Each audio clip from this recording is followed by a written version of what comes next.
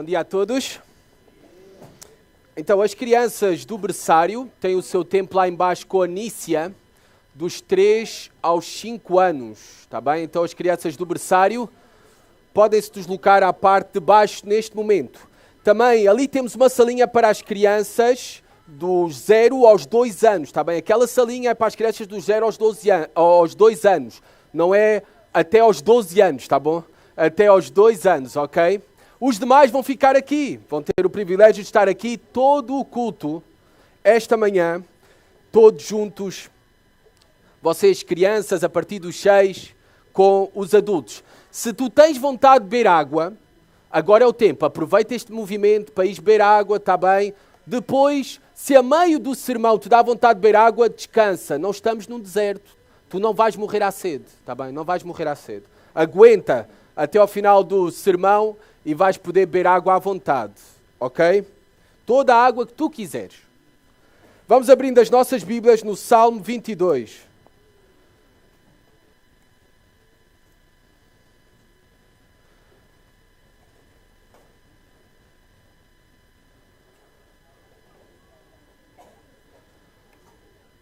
Então, vocês sabem que para este fim de semana tivemos um tema de uma série de sermões, iniciando na sexta-feira, e o tema geral foi os brados da cruz, os clamores da cruz de Jesus Cristo. No total foram 7 brados, e nós vimos na sexta-feira 2 brados, e hoje iremos ver mais um brado de Jesus Cristo na cruz. Não iremos olhar para os 7, iremos deixar para os outros anos. Hoje, especificamente, vamos olhar então para o brado de angústia que antecedeu a vitória. E vocês vão ter o auxílio do PowerPoint, porque Salmos tem uma estrutura poética que é muito difícil acompanhar. E eu creio que vocês poderem acompanhar o sermão de uma maneira visual esta manhã, por muito que eu não goste do PowerPoint, porque me distrai a mim, mas vai-vos ajudar a vocês a entenderem o seguimento daquilo que estamos a estudar. Iremos então ouvir este brado de Jesus que veio do seu coração e que antecedeu a sua grande vitória. Vamos ler agora o mesmo salmo que Jesus orou na cruz. O mesmo salmo que Jesus bradou antes de dar o último suspiro, está consumado. E isso foi há cerca de 2000 anos atrás. Este é um salmo glorioso sobre o Cristo sofredor, mas também sobre o Cristo vencedor. Aquilo que celebramos de uma maneira especial nesta Páscoa. Eu não consigo pensar em leitura mais apropriada para esta manhã que o Salmo 22. Eu vou pedir para fazermos a leitura que se coloquem de pé aqueles que podem, por favor. Aqueles pais com crianças ao colo, não se preocupem, descansem, não se sintam constrangidos a fazê-lo. Mas aqueles que podem, vamos ler este salmo em pé da palavra de Deus, o salmo número 22. Diz assim a palavra de Deus. Ao mestre de canto, segundo a melodia corça da manhã, salmo de Davi. Deus meu, por que me desamparaste? Porque se hajam longe de minha salvação as palavras de meu bramido. Deus meu, clamo de dia e não me respondes. Também de noite, porém não tenho sossego. Contudo, tu és santo, entronizado entre os louvores de Israel. Nossos pais confiaram em ti, confiaram e os livraste. A ti clamaram e se livraram. Confiaram em ti e não foram confundidos. Mas eu sou verme e não homem, opróbrio dos homens e desprezado do povo. Todos os que me veem zombam de mim, afrouxam os lábios e meneiam a cabeça. Confiou no Senhor, livre-o ele, salve-o, pois nele tem prazer. Contudo, tu és quem me fez nascer e me preservaste, estando eu ainda no seio de minha mãe. A ti me entreguei desde o meu nascimento. Desde o ventre da minha mãe, tu és meu Deus. Não te distancies de mim, porque a tribulação está próxima, e não há quem me acuda. Muitos touros me cercam, fortes touros de Bazã me rodeiam. Contra mim abrem a boca, como faz o leão que despedaça e ruge. Derramei-me como água, e todos os meus ossos se desconjuntaram. Meu coração fez como cera, derreteu-se dentro de mim. Secou-se o meu vigor, como um caco de barro, e a língua se me apega ao céu da boca. Assim me deitas no pó da morte. Cães me cercam, uma súzia de malfeitores me rodeia. Traspassaram-me as mãos e os pés. Posso contar todos os meus ossos. Eles me estão olhando e encarando em mim. Repartem entre si as minhas vestes, e sobre a minha túnica deitam sortes. Tu, porém, Senhor, não te afastes de mim. Força minha, apressa-te em socorrer-me. Livra a minha alma da espada e das presas do cão a minha vida. Salva-me das fauces do leão e dos chifres dos búfalos. Sim, tu me respondes. A meus irmãos declararei o teu nome. Cantar-te-ei louvores no meio da congregação. Vós que temeis o Senhor, louvai-o, glorificai-o. Vós todos, descendência de Jacó, reverenciai-o. Vós todos, posteridade de Israel. Pois não desprezou, nem abominou a dor do aflito, nem ocultou dele o rosto, mas o ouviu quando lhe gritou por socorro.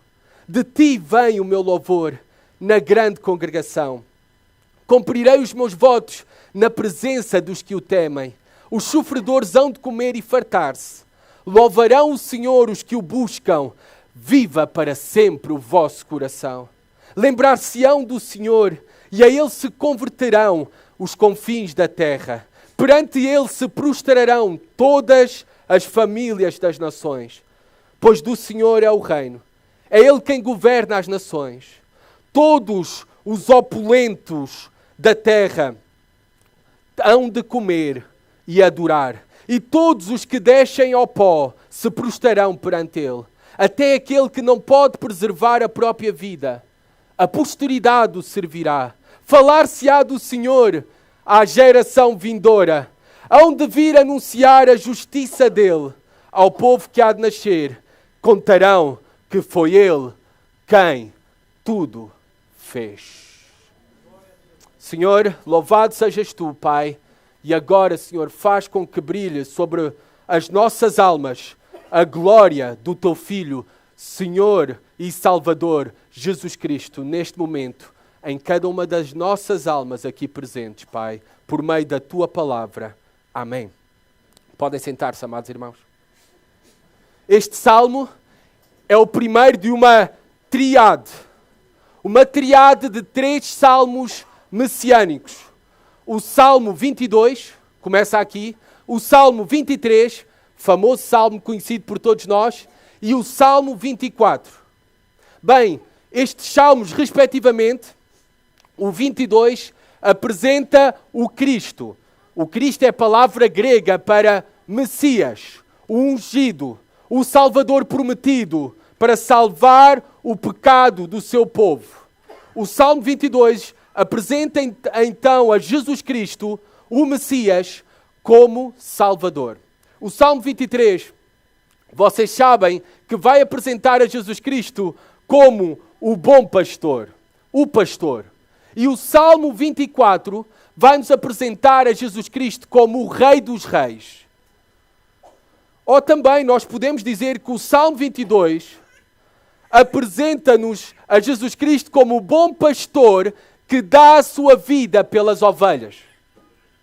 O Salmo 23 apresenta-nos o fiel pastor que é com as suas ovelhas em todo o tempo e em todo o lugar, inclusive nos vales da sombra da morte.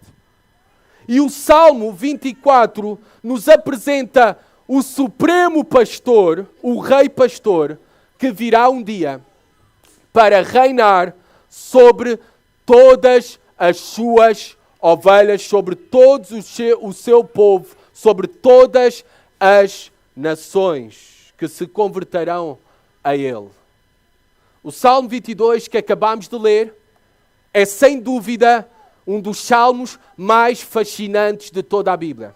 É difícil dizer isso de algum capítulo, de algum salmo. Tudo é fascinante na palavra de Deus. Mas este é um salmo glorioso, conhecido como um salmo messiânico. Um salmo profético.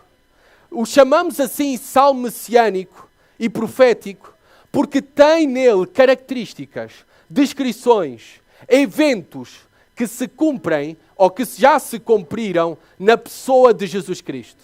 Tanto na sua primeira vinda, que é isso que fazemos memória agora na Páscoa, a sua vida, a sua morte e a sua ressurreição, mas também é um salmo profético, porque aponta não apenas para aquilo que já se cumpriu, mas também para aquilo que ainda está por se cumprir na sua segunda vinda. Tudo isto tens aqui neste salmo.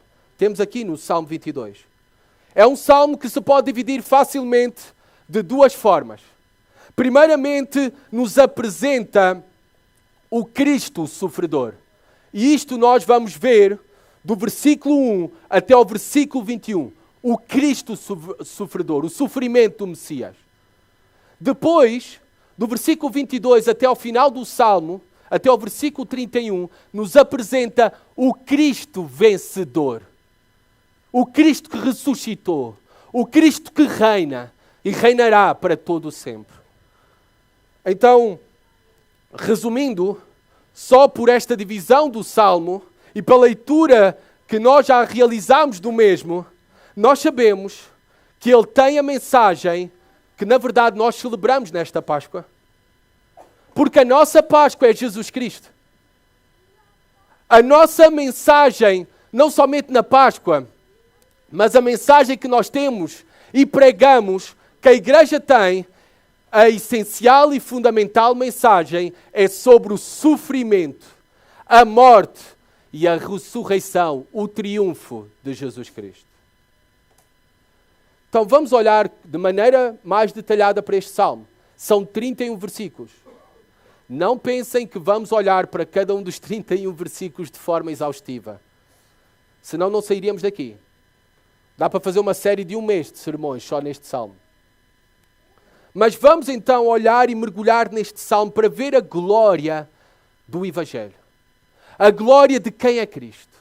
A glória daquilo que Cristo fez. E a glória daquilo que Cristo fará.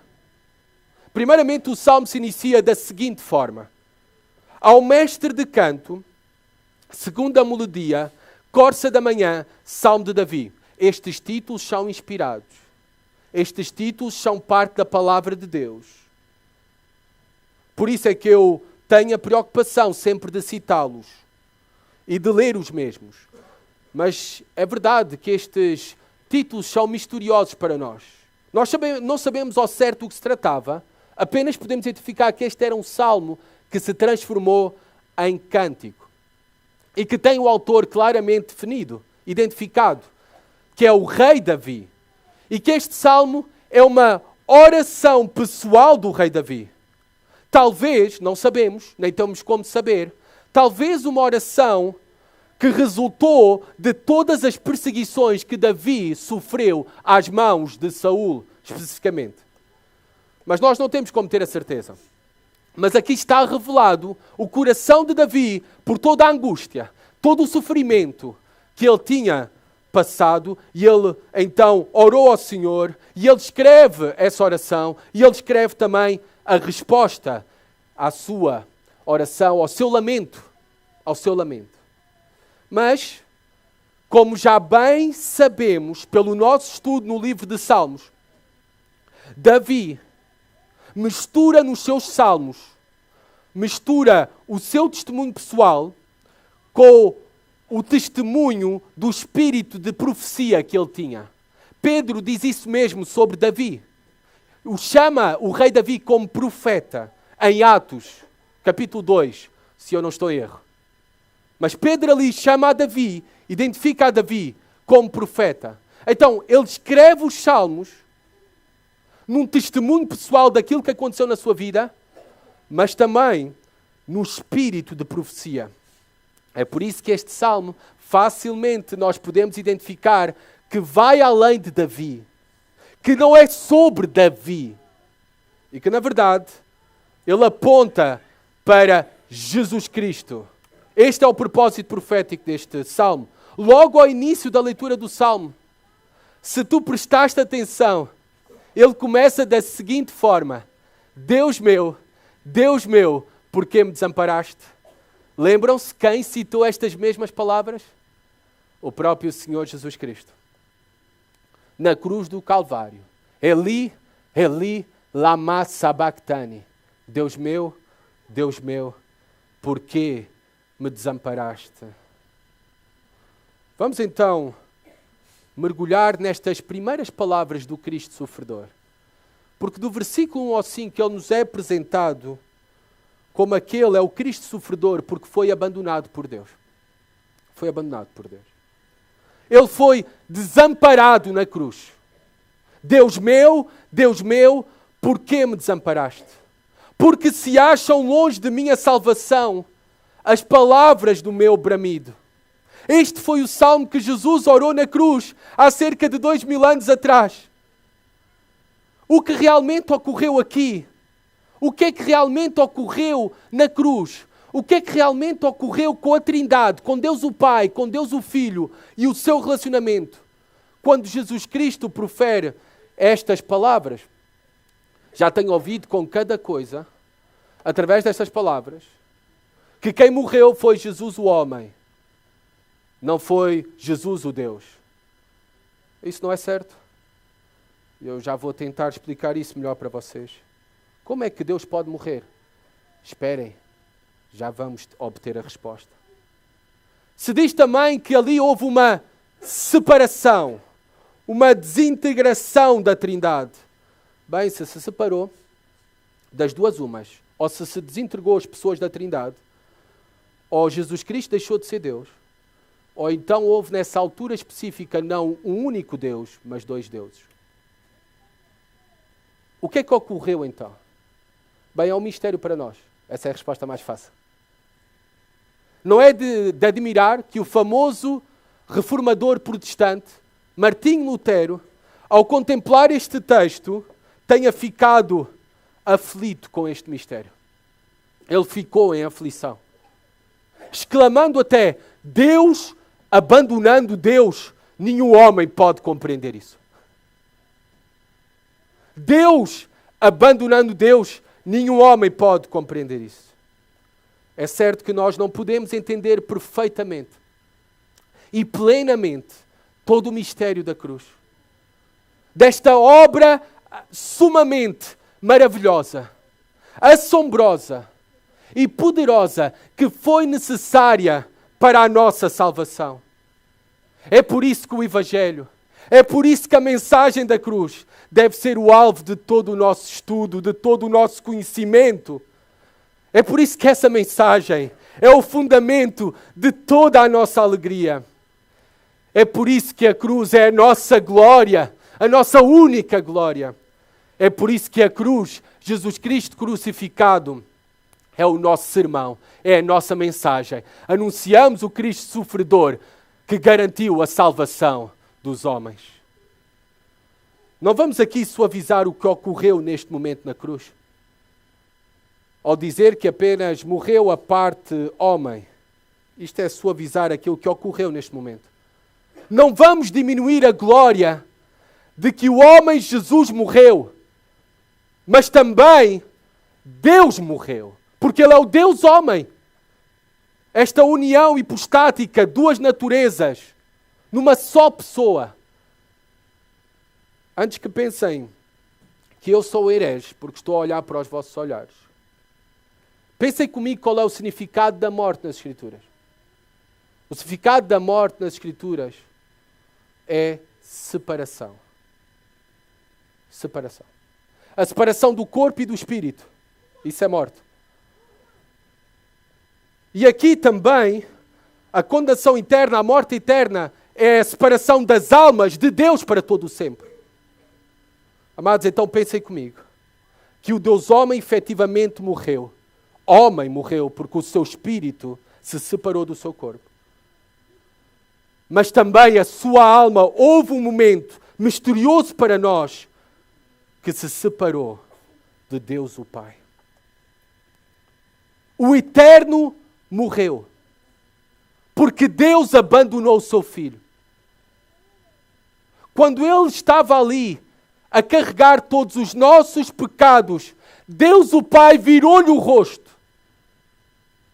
Quando Ele estava ali a carregar todos os nossos pecados, Deus o Pai não estava a ser favorável com Ele. Separou dele de todo do seu favor. E a única coisa que o Filho recebeu, e isso é morte, foi a ira de Deus. Por isso a morte eterna é nós recebermos e bebermos a ira de Deus para todo sempre. Aquilo que aconteceu ao Filho. Ele despejou sobre ele o cálice da ira. O cálice da ira de Deus. Até à última gota. Isso que levou Jesus a estar em agonia, horas antes, no jardim do Getsemane, clamando: Pai, se possível, passa de mim este cálice. Porque ele sabia o terrível momento que iria ser este. E que foi este. O cálice da ira de Deus. Em certa maneira, Jesus experimentou o que é a realidade do inferno. Por ti e por mim. Para que tu não tenhas que experimentar. A realidade do inferno é que o cálice da ira de Deus será despejado sobre homens e mulheres por toda uma eternidade. E naqueles momentos da cruz, especificamente durante 3 horas, do meio-dia às 3 da tarde, numa sexta-feira, o sol desapareceu, as trevas reinaram, como um sinal de juízo, porque trevas é um sinal de juízo de Deus. E ele experimentou ali a realidade do inferno, da separação de Deus o Pai e da única coisa a receber de Deus o Pai, a ira por todos os nossos pecados. Não foi por apenas um homem, mas pensem que sobre ele repousou os pecados de todos os homens, de todas as gerações. Ele experimentou o inferno naquelas horas, para que nós não tenhamos nunca que o experimentar. Imagina que aquele que nunca pecou, o santo dos santos, se fez maldição por nós. Imagina que aquele puro, como não há nenhum outro ser, carregou e foi sujo com os nossos pecados. Sofreu as consequências legais, nesse sentido, dos nossos pecados. Nele foi imputado toda a mentira, legalmente. Nele foi imputada toda a calúnia, todo o orgulho, toda a inveja. Nele, legalmente, foi imputado todo o adúltero, todo o violador, todo o abusador de crianças, todo o assassino. E eu só não sou mais específico aqui, porque há crianças aqui presentes. Como Paulo diz em 2 Coríntios 5, 21, aquele que não conheceu o pecado, ele o fez pecado por nós, para que nele fôssemos feitos justiça de Deus. Glória a Deus! Grande amor nós recebemos. Grande Salvador é Jesus Cristo. A sua angústia foi incomparável. Não é só apenas que foi uma angústia moral, uma angústia emocional. Foi uma angústia espiritual, uma angústia existencial. A sua angústia foi incomparável. E por isso se ouviu o maior clamor de agonia alguma vez proferido. Deus meu, por que me desamparaste? Tu reparaste numa coisa interessante? Sempre que Jesus Cristo se dirigiu a Deus, sempre o tratou como Pai. Na cruz, nesta hora, Ele não o trata como Pai e trata como Deus. Porque o rosto do Pai estava voltado. O Pai não pôde contemplar a maldição do Filho, o pecado do Filho. Isto é algo inexplicável para nós. Isto nunca tinha acontecido em toda a eternidade. Foi isto que angustiou ele profundamente, apesar de bem saber que para ele e para isto, ele veio. É por isso que não há dúvida, para as nossas almas, povo de Deus, igreja de Deus, não há dúvida que a cruz é o melhor sermão sobre o amor de Deus por nós. A cruz é o melhor sermão sobre o amor de Deus por nós. E não pensemos só também que só Jesus Cristo nos amou ali na cruz. E o Pai estava contra o Filho e o Pai estava contra nós. Não, não! Lembra-te deste famoso versículo, João 3,16. Porque Deus amou o mundo de tal maneira, o amor no plano eterno de Deus, que deu o seu Filho. O Pai não está fora da equação na cruz. Toda a Trindade e este plano eterno de amor, de redenção, foi planeado por toda a Trindade. Toda a Trindade estava de acordo, toda a Trindade participou, executado sim por pessoas diferentes. Na cruz, executado pelo Filho, terminando com as palavras, está consumado. Uma aplicação mais primária para nós. Mesmo angustiado, em grande maneira, com angústia física, com angústia moral, com angústia existencial, com angústia espiritual, mesmo angustiado, a sua alma buscou a Deus. Que grande lição para nós. Assim também foi com Davi. Essa é uma oração pessoal de Davi. Assim também deve ser contigo. Assim deve ser conosco. Não deixemos que as nossas emoções, que as nossas dores, que a nossa angústia governe sobre as nossas vidas. Nós temos de buscar a Deus e nos apegar a Deus, tal como fez Davi e tal como fez perfeitamente o Filho de Jesus Cristo para o nosso exemplo. Na angústia não é para abandonarmos a Deus. Na angústia é para buscarmos a Deus, apegarmos a Deus. Mesmo até, como no versículo 2, vocês podem ver, orações não respondidas. Deus meu, clamo de dia e não me respondes. Também de noite, porém, não tenho sossego. À semelhança de Davi e à semelhança de Jesus Cristo, desde o jardim do Gênesis até à cruz, as orações não foram respondidas. No imediato. E isto também pode ser uma realidade para nós. Por muito que queiramos ou peçamos a Deus, pode ser que Ele se tarde aos nossos olhos em responder. Mas isso não quer dizer que as nossas orações nunca serão respondidas. Nós conhecemos o final deste salmo. Nós sabemos que as orações foram respondidas. Por isso, se estás a sofrer, se estás angustiado, o que quer que seja, continua a orar. Não desistas. Continua a buscar a Deus, com a promessa que o acharás. Aguarda, espera em Deus, preserva, até que Deus também responda às tuas orações. Responde com fé.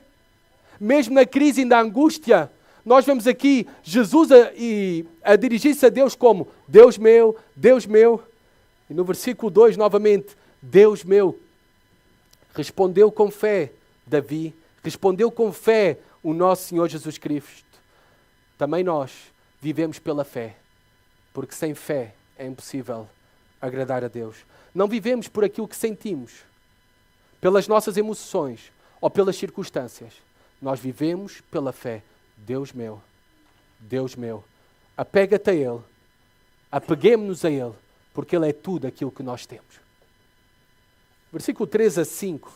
Depois deste lamento inicial, nós vamos ver algo interessante. Sempre que há um lamento neste salmo, há uma oração, uma súplica expressando confiança em Deus. E há esta mistura aqui. Reparem, no versículo 3, contudo tu és o santo, entronizado entre os louvores de Israel. Nossos pais confiaram em ti, confiaram e os livraste. A ti clamaram e se livraram, confiaram em ti e não foram confundidos. Que o Senhor nos dê esta mesma fé de Davi. Esta fé também do Filho de Deus, de Jesus Cristo, que mesmo em profunda angústia, sofrimento, sentimento de abandono e desamparo por parte de Deus, ele ainda afirma que Deus é o único santo digno dos louvores do seu povo. Davi mistura aqui nas suas orações a lamentação, e há lugar para a lamentação nas nossas vidas, à semelhança de Davi, à semelhança de Jesus Cristo, mas deve haver aqui também expressões de confiança no Senhor pela fé. E é isto que é a vida cristã, no fundo, a nossa vida. Nós oscilamos também entre lamentação e confiança e fé, entre nos sentirmos abandonados por Deus, mas também em termos a Deus como tudo para nós. Versículo 4, no meio das suas lamentações, Davi responde com confiança. Os nossos pais confiaram em ti, confiaram e os livraste. Por isso eu também vou confiar. É como que ele está a fazer memória do passado da sua vida, para pregar à sua própria alma, para que confie em Deus. Bem, esta é uma lição para ti, se estás a sofrer e em angústia. Se te sentes abandonado e desamparado por Deus, lembra-te do passado. Lembra-te, sobretudo, até, não apenas do passado na tua vida, do que Ele tem feito por ti. Isso é bom, mas lembra-te também do que Ele tem feito na história do Evangelho. Lembra-te, sobretudo, naquilo que Ele fez na cruz por ti, por amor. Lembra-te e confia no seu amor e na sua fidelidade. Foi isso mesmo que fez Davi? Quando o céu estiver em silêncio, ou quando sentires que o céu está em silêncio para ti, lembra-te que Ele já falou bem alto no passado. Lembra-te. Tem confiança que este Deus, que cumpriu as suas promessas, que enviou o seu Filho Jesus Cristo no passado, em nosso favor, para a nossa salvação, lembra-te que Ele é com todos aqueles que confiam nele. E que Ele é por ti, é contigo, e que jamais te abandonará. Mantém a tua confiança intacta em Deus. É isso que nós vemos em Jesus Cristo em todo o momento, em todo o tempo. Ele abraçou a cruz. Ele abraçou a cruz com confiança no plano eterno de Deus, o Pai. Ele não fugiu da cruz. Ele não clamou por ajuda aos anjos na cruz. Ele não se escondeu quando teve a oportunidade de o fazer. Ele não foi empurrado para a cruz ou obrigado para a cruz. Na verdade, ele voluntariamente entregou a sua própria vida. Nós sabemos qual foi o último brado de Jesus Cristo na cruz? Está consumado. Até no momento exato da sua morte, quem tinha o controle não eram os soldados romanos, não eram os judeus, era o próprio Cristo. O próprio Cristo deu a sua vida. Ele veio para cumprir a vontade do Pai. Mas, irmãos, vamos seguir o exemplo de Jesus Cristo porque temos o mesmo Espírito de Cristo em nós.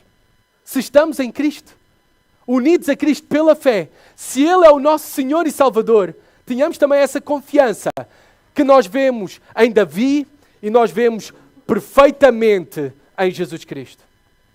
Lembremos-nos da fidelidade de Deus no passado.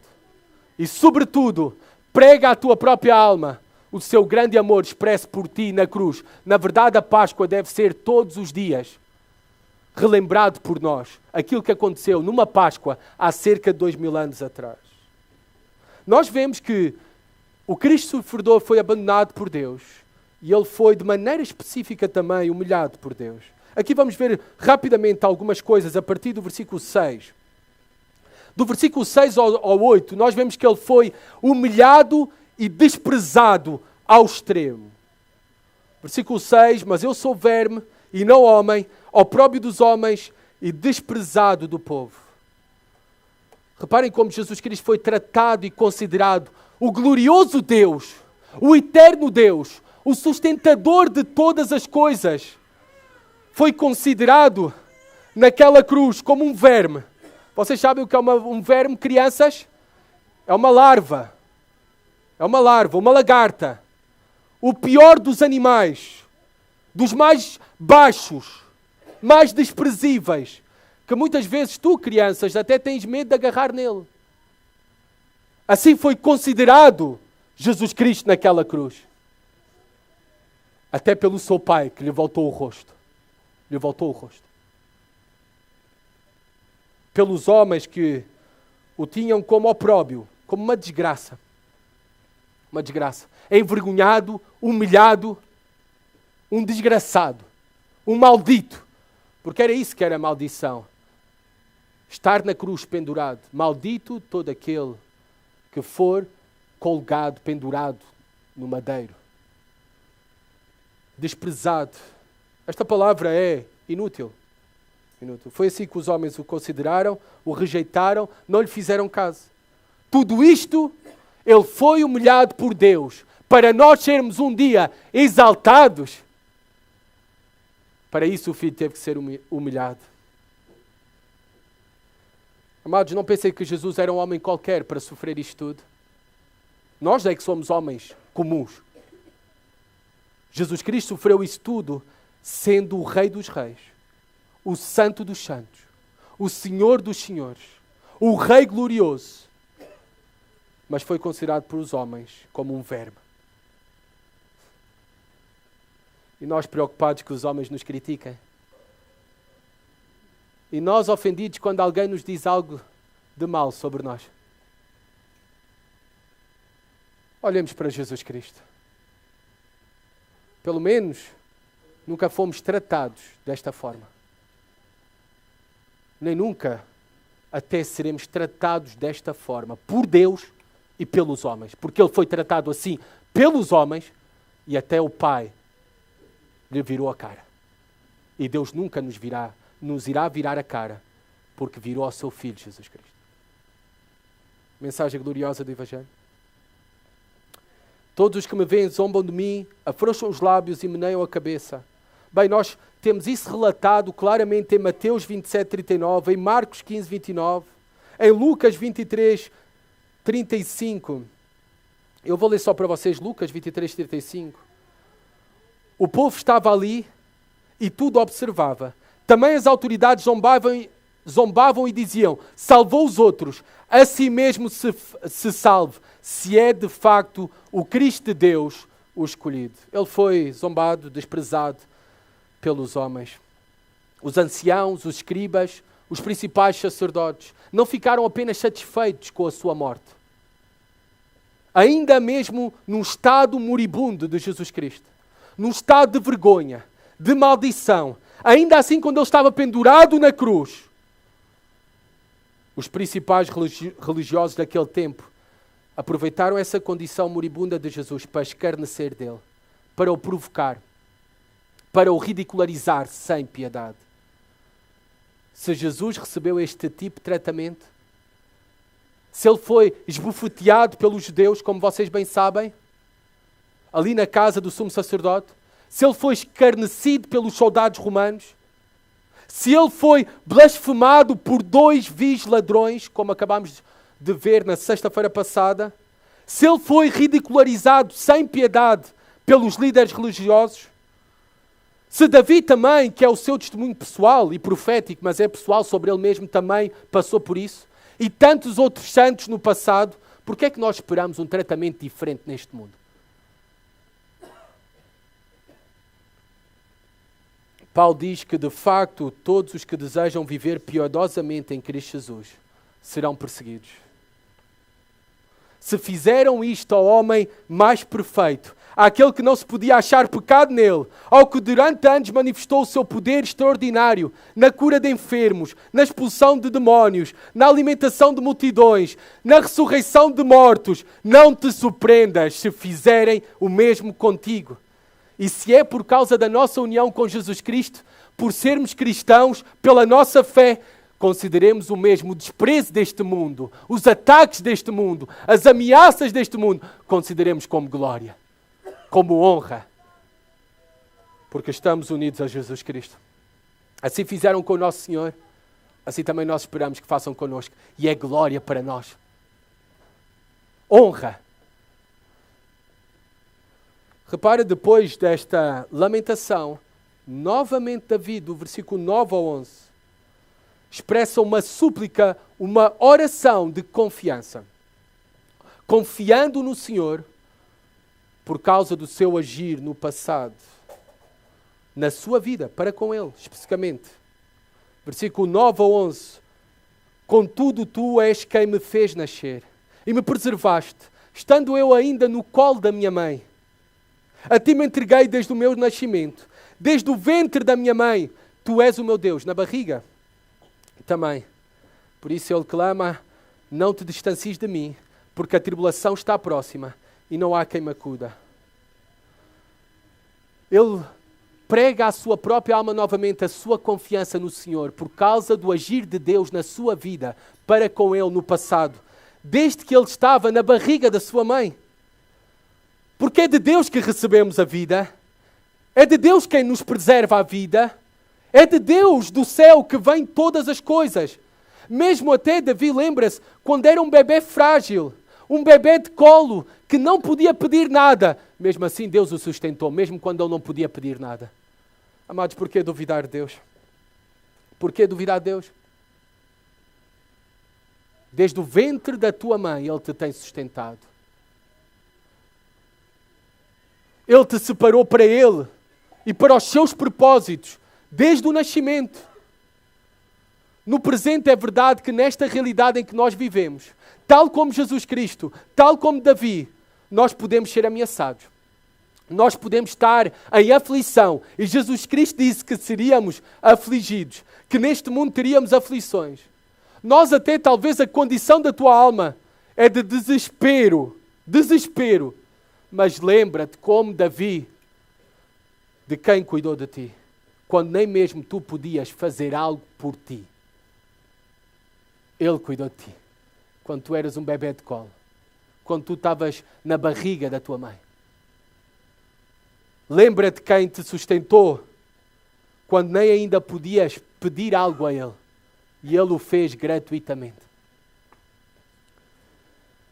Estás aqui e estares aqui a ouvir a mensagem do Evangelho sobre Jesus Cristo e o que Ele fez, não é obra do acaso. Se tu és salvo em Jesus Cristo, não foi uma coincidência, não foi pelos teus méritos, mas sim é o milagre mais extraordinário do amor e da graça de Deus por ti. Conduzindo desde o teu nascimento para que possas conhecer o seu Filho como teu Senhor e Salvador. Amados, eu relembro do passado da minha vida e vocês devem se relembrar também, como Davi o fez, e do passado das vossas vidas. Eu sou órfão, não nasci num lar cristão. A minha madrasta na altura estava num dia, ao acaso, por coincidência, que não é, mas providência, a assistir à televisão. E lá estava a passar um programa da Aliança Evangélica Portuguesa, que falava de um acampamento cristão. E a minha madrasta me inscreveu neste acampamento, onde eu ouvi pela primeira vez o Evangelho. E até ao ano passado, eu era o único salvo da minha família. Agora, graças a Deus, o meu irmão mais novo também. Este é o milagre da graça do Senhor, da providência do Senhor. E vocês também têm esse mesmo testemunho. Relembrem-se do milagre que vocês são. O que eu testemunho aqui, olhando para vocês, é um milagre. Vocês tinham tudo para dar errado, mas dão certo por causa do grande amor e a graça de Deus nas vossas vidas. E aquele que começou a boa obra em vocês, Ele prometeu que irá completá-la até ao dia de Jesus Cristo. Seguindo, ele foi afligido especificamente por Deus de maneira atroz, nas mãos dos homens. Reparem no versículo 11, ele clamou, não é? E o clamor de Jesus não foi respondido na carne, na cruz. Deus o Pai se distanciou de Jesus e o fez para se aproximar de nós, ou para que nós nos aproximemos a Ele. Um momento solitário, sem amigos para o acompanhar. É isso que nos diz o versículo 11, na parte final. Não há quem me acuda. Lucas 23, 49 diz que os seus conhecidos, os seus amigos, a sua mãe, estavam ao longe a ver todas as coisas. Solitário ali, sem amigos para o acompanhar, sem a sua mãe e sem o seu Pai Celestial. Tudo isto ele suportou, afligido por Deus, unicamente para que Deus nos recebesse. e nunca mais se distanciasse de nós. Sabemos que esta oração do versículo 11, Deus respondeu. Ao terceiro dia, que é aquilo que celebramos num domingo, e todos os domingos, não é só no domingo de Páscoa, Jesus Cristo ressuscitou. Deus o Pai o levantou dos mortos. Jesus Cristo ressuscitou. Deus respondeu à sua oração ao terceiro dia. E ao responder à sua oração, respondeu favoravelmente a todos nós. Versículo 12, 13, 16, 20 e 21. Agora de uma maneira bem breve. Nós vemos aqui animais mencionados, não é? Touros, cães, leões, búfalos, chifres com chifres. Tudo isto é uma linguagem poética, metáforas, para se referir tanto a judeus como a gentios. Reparem no versículo 2, que fala de touros de Baçã. Muitos touros me cercam, fortes touros de Baçã me rodeiam. Nós sabemos que aquela região, na atual Síria, era uma região onde haviam muitas manadas de gado, em estado semi-selvagem. E na verdade era uma região muito fértil, por isso ideal para gado, ideal para ter boas vacas para bom churrasco. A palavra Bazã significa planície fértil, sem pedras. E por isso era uma zona de grandes manadas de gado. Esta referência a touros, depois no versículo 13, a leões, é para mostrar a ferocidade dos homens, a agressividade dos homens para com Jesus Cristo. Cães também, cães selvagens, é uma referência dupla, não apenas à ferocidade dos homens, mas cães era uma referência aos gentios. Os judeus tratavam os gentios como cães, animais impuros, animais que na verdade viviam nos depósitos do lixo e andavam em matilhas a procurar vítimas. Bem, é esta linguagem metafórica que Davi apresenta para nós, daquilo que era a realidade dos seus inimigos, mas sabemos profeticamente também está a falar de Jesus Cristo. Ali na cruz, todos se uniram, saduceus com fariseus, os anciãos com os escribas, o sumo sacerdote, Pilatos, Herodes até que estavam inimizados, todos romanos, todos os gentios, judeus, todos se uniram de forma agressiva para matar a Jesus Cristo. E isso para cumprir o plano de Deus, como nós bem sabemos. Amados, agora não pensem que... Por isso é que eu tive o cuidado de dizer gentios. Não apenas judeus e romanos. Mas eu disse gentios que estiveram e participaram na morte de Jesus Cristo. Nesta brutalidade e agressividade. E eu mencionei especificamente gentios para que tu te possas identificar também que tu estavas ali. Não penses que foram só judeus ou romanos a matarem Jesus. Tudo isto ele sofreu por culpa de portugueses. Tudo isto ele sofreu por culpa dos pecados dos brasileiros, dos angolanos, de todas as nações. Foi por causa do teu e do meu pecado que o santo que nunca conheceu pecado teve que experimentar as consequências mais amargas do pecado e o sofrimento mais atroz. E versículo 14, 15, 17 e 18 fala deste sofrimento atroz na cruz. Eu sei que muitos na sexta-feira se impressionaram com o vídeo. A realidade foi muito pior. 14 e 15, reparem o que diz. Derramei-me como água e todos os meus ossos se desconjuntaram. Meu coração fez como cera, derreteu-se dentro de mim, secou-se o meu vigor como um caco de barro e a língua se me apega ao céu da boca. Reparem, o seu corpo foi esmagado. Mas não apenas o seu corpo foi esmagado, dilacerado, mas o seu espírito foi moído. E além disso, Isaías 53:10 diz que ao Senhor lhe agradou moê-lo. Dor do corpo e dor da alma. E nós sabemos que a pior dor não é a dor do corpo. A pior dor é a dor da alma. A dor da alma. Sede extrema teve aquele que oferece água viva. Teve sede extrema na cruz. Corpo flagelado e violentado. Miserável condição física, ao ponto que ele diz que conseguia ver os seus próprios ossos, no versículo 17. E versículo 18. Cães repartem de si as minhas vestes e sobre a minha túnica deitam sortes. Claramente tudo isto foi cumprido, como aconteceu na crucificação, na execução de Jesus Cristo, e nós vemos relatado nos 4 evangelhos este acontecimento, que repartiram as vestes de Jesus. Mas novamente, ele termina com mais uma súplica de confiança no Senhor, por causa do seu poder e da sua fidelidade. Ele repara no versículo 19, diz: Tu, porém, Senhor, não te afastes de mim, força minha, apressa-te em socorrer-me. Versículo 21 termina com as seguintes palavras: Sim, tu me respondes. Sim, tu me respondes. No terceiro dia, aquilo que celebramos hoje, a resposta veio, triunfando sobre a morte, triunfando sobre Satanás, triunfando sobre o pecado, triunfando sobre o mundo. O Cristo sofredor se tornou o Cristo vencedor. O Cristo vencedor. A vida de Jesus Cristo foi primeiro a cruz, depois a glória. A nossa vida também é assim. Primeiro sofrimento, depois glória. Primeiro humilhação nesta vida, depois exaltação. Primeiro a morte, depois a vida eterna. Pela fé, nós podemos confiar que, apesar de todo o nosso sofrimento nesta realidade caída e amaldiçoada pelo pecado, nós sabemos que seremos mais que vencedores por meio daquele que nos amou e já venceu por nós, porque Ele vive, Ele ressuscitou. Ele é o nosso Salvador vencedor, o nosso Cristo vencedor. E é desta forma que terminamos este salmo, olhando para Cristo vencedor. E brevemente nestes últimos versículos, nós vemos a realidade que Ele é o Cristo vencedor, porque Ele é a razão da nossa adoração. Ele é a razão da nossa adoração. A meus irmãos, versículo 22, declarei o teu nome, cantar-te-ei louvores no meio da congregação.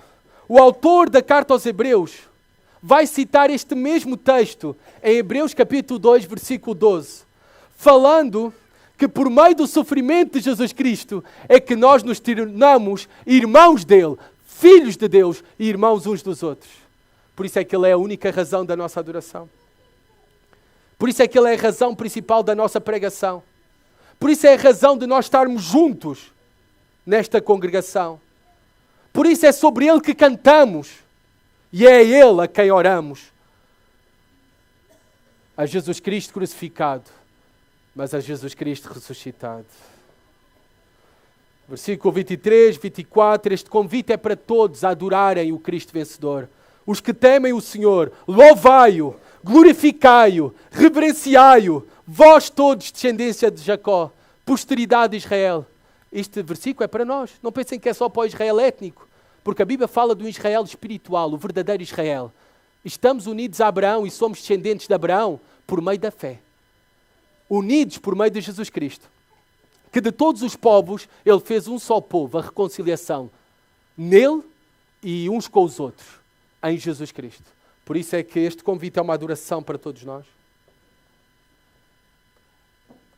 E também, versículo 27 a 29, Ele é o Cristo vencedor, porque é o Rei que reinará para sempre. O Rei que reinará para sempre. Lembrar-se-ão do Senhor, e a Ele se converterão os confins da terra. Perante Ele se prostrarão todas as famílias das nações, pois do Senhor é o reino. Pois Ele é quem governa as nações. Todos os fartos da terra, na verdade a expressão é literalmente todos os gordos da terra, hão de comer e adorar. E todos os que descem ao pó se prostrarão perante Ele, até aquele que não pode preservar a própria vida. Amados, nós sabemos que Davi não está a falar sobre ele porque ele nunca reinou sobre todas as nações. Este salmo é sobre o Cristo sofredor e aponta-nos para o Cristo vencedor. O Rei dos Reis. Ele que é efetivamente o soberano sobre tudo e todos, sobre as nações. Nada foge ao seu controle. Ele reina sobre todos os homens. Por meio do seu povo, Ele já reina sobre todas as nações, por meio da sua igreja, que é composta de todas as nações, judeus e gentios. Mas também é a promessa que um dia Ele voltará, a promessa da segunda vinda, e Ele reinará também na terra sobre todas as nações. Isaías 2,4 diz: julgará entre as nações e repreenderá muitos povos. Ele é o Cristo vencedor, porque é o Rei dos Reis. É o Rei que reinará para sempre. Amados, tudo isto sobre o Cristo vencedor, sobre o Cristo sofredor, sobre o Cristo vencedor. Ele é o Cristo vencedor e devemos terminar desta forma, que é aquele que deve ser anunciado a todos. Reparem como termina o Salmo, versículo 30 e 31. A posteridade o servirá, falar-se-á do Senhor à geração vindoura. Hão de vir anunciar a justiça dele, e ao povo que há de nascer, contarão que foi ele quem o fez. Amados, vocês sabem que esta palavra, quem o fez, é traduzida da seguinte forma também: quem o consumou. Vocês lembram-se quais foram as últimas palavras, o último brado de Jesus Cristo na cruz? Está consumado. Ele é o Cristo vencedor, que consumou todas as coisas e a nossa salvação naquela cruz, confirmando o mesmo a nossa salvação por meio da sua ressurreição. E por isso agora temos uma responsabilidade de anunciar a todos o Cristo sofredor e o Cristo vencedor. Aquele que consumou todas as coisas, consumou a nossa salvação. É nossa responsabilidade anunciar o Evangelho a todos. É nossa responsabilidade passar fielmente o Evangelho às novas gerações. É responsabilidade tua, pai, tua mãe, mas também é responsabilidade da igreja. Esta comissão de fazer discípulos de Jesus Cristo é uma comissão para os pais, mas é uma comissão também para a igreja de fazer discípulos. E a igreja e os pais cooperando para contar às novas gerações sobre o Cristo sofredor, sobre o Cristo vencedor, sobre a mensagem do Evangelho. Contarão que foi Ele quem tudo consumou, quem o fez. Se há uma missão para nós, igreja, pensem comigo, é anunciar a Jesus Cristo. É anunciar a Jesus Cristo. Esta é a nossa missão como cristãos. É muito bom os pequenos almoços das mulheres. É muito bom as pizzas dos adolescentes. É muito bom os churrascos dos homens. Isto é bom para a comunhão. É prazeroso e benéfico. E não devemos deixar essas coisas.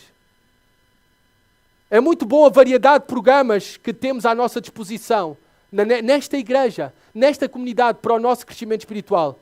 Mas, amados, não nos esqueçamos qual é a missão principal das nossas vidas. Os nossos recursos principais, os nossos maiores esforços e os nossos melhores devem ser separados e apoiados para a pregação do glorioso Evangelho, para anunciar a Cristo crucificado e ressuscitado. É para isso que ainda estamos aqui, igreja. O Cristo sofredor garantiu, resumindo o sermão numa frase, o Cristo sofredor garantiu a nossa salvação e deve ser anunciado a todos. A todos. Tu que estás aqui e que ainda não abraçaste este Cristo sofredor, este Cristo vencedor, eu tenho uma advertência séria para ti. Se Deus não poupou o seu próprio Filho naquela cruz, se o seu próprio Filho Jesus Cristo, sendo Deus, se angustiou de ter que beber o cálice da ira de Deus, o que achas que acontecerá contigo?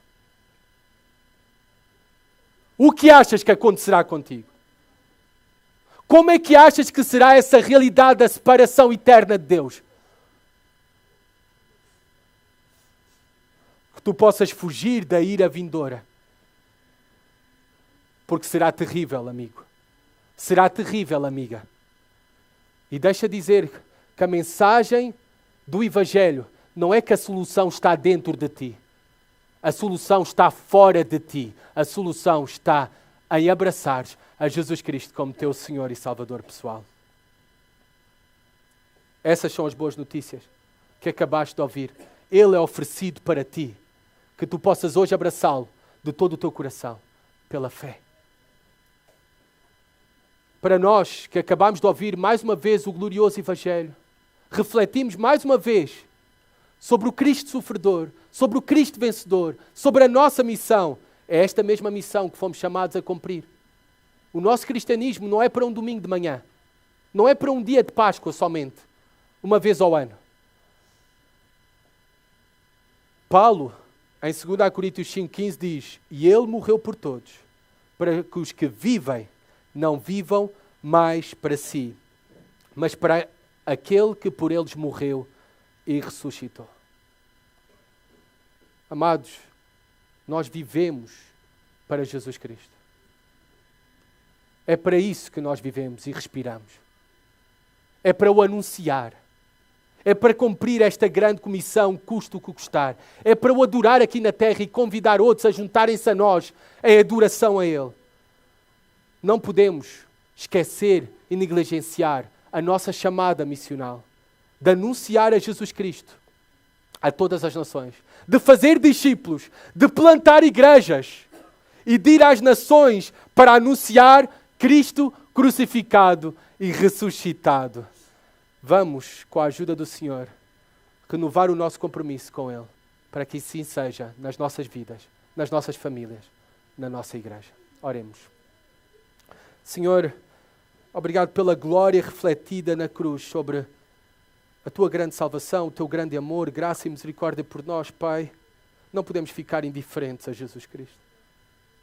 Se de facto temos experimentado já o Teu amor e Te amamos, Senhor, então, Senhor, que vivamos para Ti, Pai. Que vivamos para Ti a cada dia. Que o nosso propósito seja Te agradar, Pai. Seja Te servir, Senhor. Seja anunciar a Jesus Cristo. Seja pregar o Evangelho, fazer discípulos, Pai. E glorificar o Teu nome, Senhor, nesta nação e nas nações, Pai. Ajuda-nos, Senhor. Ajuda-nos, Pai. A podermos viver desta maneira que é digna e Te glorifica, Senhor. Como só Tu és digno de ser glorificado, Pai. Por tudo aquilo que Tu fizeste por nós, Pai. Pedimos isso. No nome do Senhor Jesus. Amém.